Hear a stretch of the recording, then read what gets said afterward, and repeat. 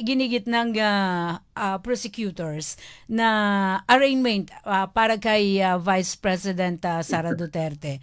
Ito'y Yeah. napagpasyahan ng impeachment court na kahit hindi wala doon ang presensya ng VP, ay tuloy pa rin ang impeachment trial, attorney. Mm. Yes, because the rules are very clear already. Pag sumagot na yung yung depensa at siya naman ay represented ng abogado, hindi kailangan yun kasi hindi ito parang criminal case, ano?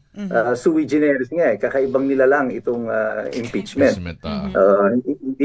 Hindi ka na kailangan na babasahan ng demanda laban sa iyo kagaya nung doon na nangyayari sa criminal case, yung arraignment. That doesn't apply dito sa impeachment. And Luis Ro should have known that. And it's such an embarrassment na, alam mo, magpo-prosecute ka. You don't even know the procedure. Ang procedure dyan, before the verdict, saka isa-isang babasahin sa'yo yung demanda o yung reklamo laban sa'yo. Pagkatapos, doon magbababa ng verdict yung mga ng House ang Senado.